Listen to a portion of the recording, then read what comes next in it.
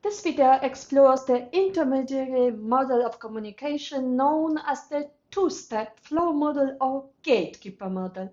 Originally developed by Lewin in the 1940s, this model improves upon Shannon's communication model by illustrating how information must pass through various gates before reaching the public. Lewin's research specifically examined the dissemination of information decisions regarding food habits within families. Consider two scenarios. First, picture a family at the dinner table where a parent advocates for a new diet they have read about, influencing everyone's food choices. Next, imagine a family during the late 18th century sugar boycott where mother explains to her family that avoiding sugar in their desserts will help combat slavery. See the context of these events in the movie Amazing Grace, which depicts how Great Britain passed a bill to abolish the slave trade.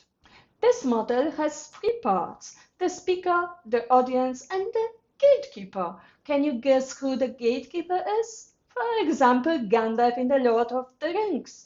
He controls who can pass through. You shall not pass.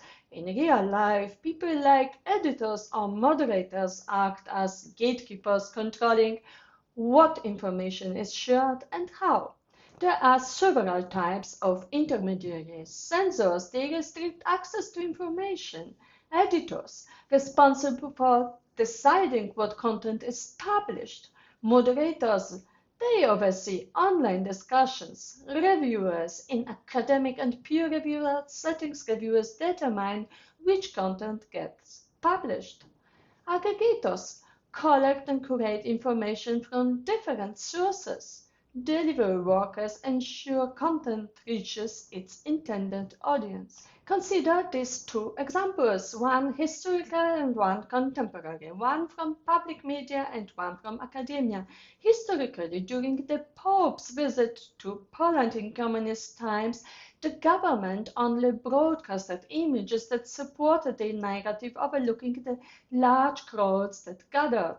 This manipulation of media illustrates how gatekeepers can shape public perception. In academia, the process is similar. Academics submit papers for publication, but not all papers are published.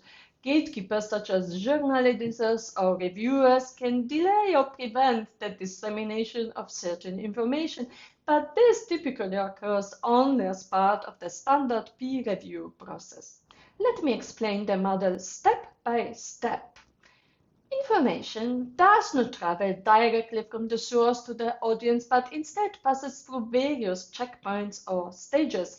Each stage is a potential barrier where decisions are made about whether and how information continues to flow. Gatekeepers are individuals or groups who have the authority to control the flow of information.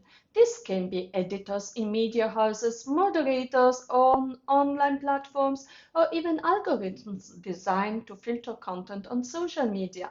Gatekeepers review, filter, modify, or block information based on certain criteria, which could be influenced by ethical standards, editorial guidelines, societal norms, or even personal biases. Channels refer to the mediums through which information travels. This could include traditional media such as newspapers and television, or newer digital platforms like blogs, social media, or email. Each channel has its own set of gatekeepers and unique challenge that information must navigate. The process begins when a source generates information intended for public consumption.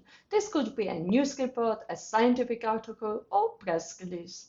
The information first encounters a gatekeeper, such as an editor or content manager, who decides whether the information is relevant, accurate, and appropriate for their audience.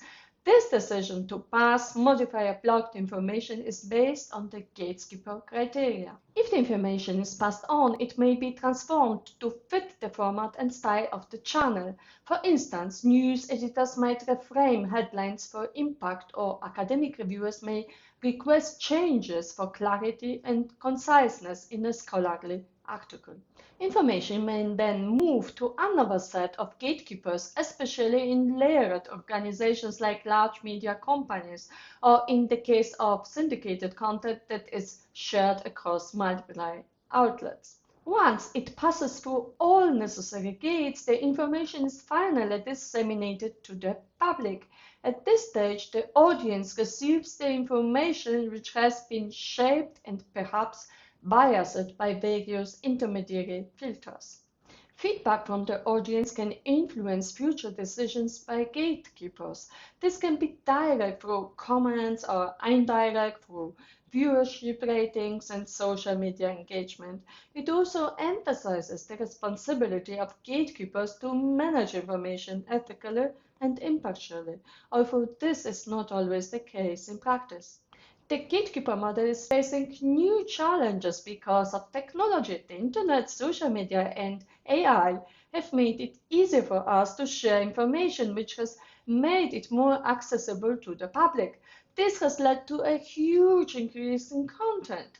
This means we have to think about ethical issues. Gatekeepers must find a way to balance the need for responsible communication with the competing demands of editorial integrity and commercial interests.